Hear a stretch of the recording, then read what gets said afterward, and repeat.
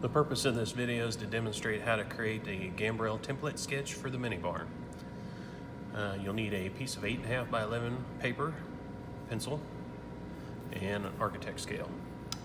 All right, according to your instructions there, your written instructions there, one of the first things it asks you to do is in the lower right-hand corner, go ahead and place a title block. And so what I'm doing here is creating a series of lines to guide my writing.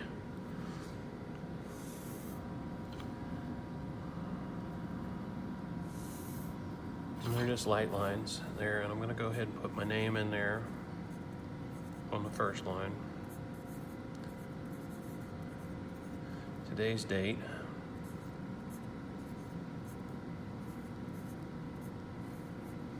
And then I'm going to put the name of the sketch. Gambrel, or Gambrel, as some people call it, template sketch.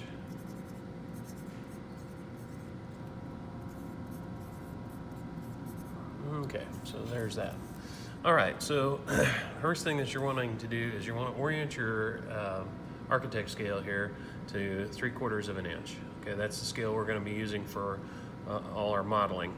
So the instructions there, if you look at a project guide or the activity brief, it'll tell you there you want to start from the top edge of the paper and you want to measure down 3 scaled feet.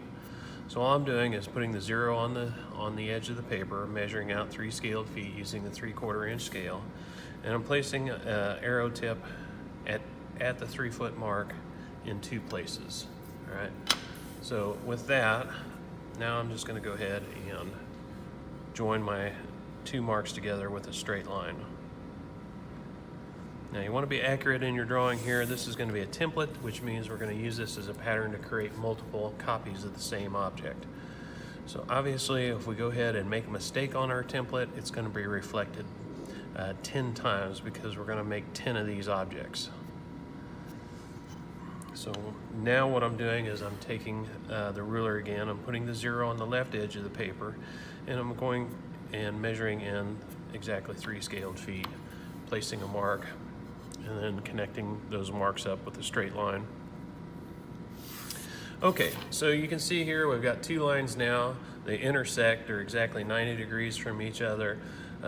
This is the upper left-hand corner of a 4-foot by 8-foot rectangle. It's going to be 8 feet long and 4 feet tall. And so I needed some reference lines to begin my rectangle. So next step, take the 0 part of the ruler again, and we're going to go ahead and put that on the line that we just created here and measure over exactly 8 scaled feet. So I'm going to put a mark there exactly at 8. I'm going to go down toward the bottom, putting the 0 on the line again. I'm going to measure out 8 scaled feet and then put a mark, and then connect these 2 points up with the ruler. Okay. Now we've got the top edge of the rectangle set. Now we just need to measure 4 feet down. So I'm going to turn the paper here. I'm going to measure down exactly 4 scaled feet. And I do this at 2 points because I want to make sure that these lines remain parallel to each other. So now I'm just lining up my ruler so that those 2 marks connect up with a straight line.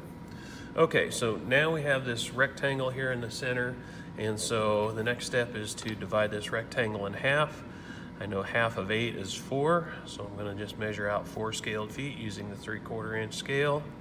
I'm going to do the same below, and then I'm just going to draw a vertical line right here, dividing this rectangle in half.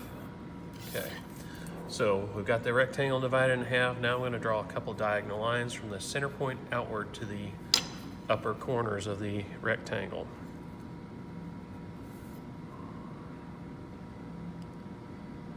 And as I said, I want to be careful how I line this up because I want this to be as accurate as I can possibly make it.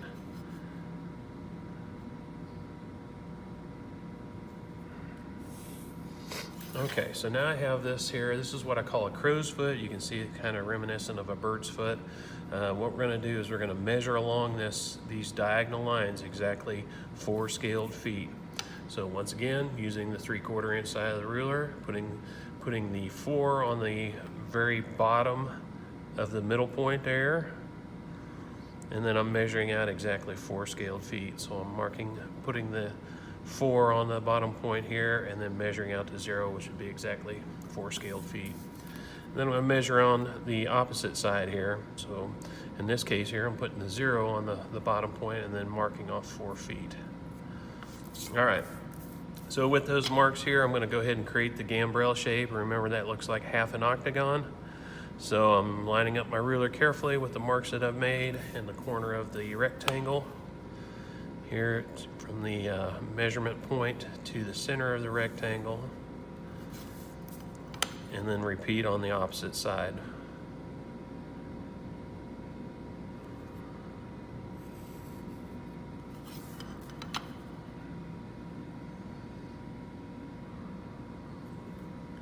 Okay, so there's half an octagon, like I promised. That's what the gambrel looks like. And so now what I'm going to do is I'm going to measure out how wide each piece is going to be.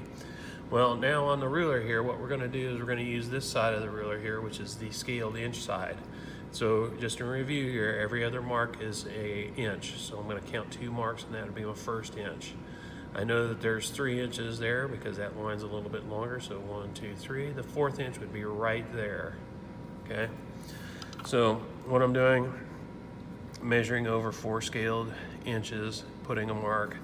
The trick to this here is to measure 90 degrees from the line. So you can see here I've got my ruler lined up. It's a 90-degree angle here, and I'm just putting a mark exactly 4 scaled inches from my original line. And so that gives me the width, the exact width of how wide my piece is going to be for the gambrel truss. So I'm going to repeat the process for the remaining segments there. There will be 3 of them. So I'm just going to quickly go ahead and measure out these and mark them.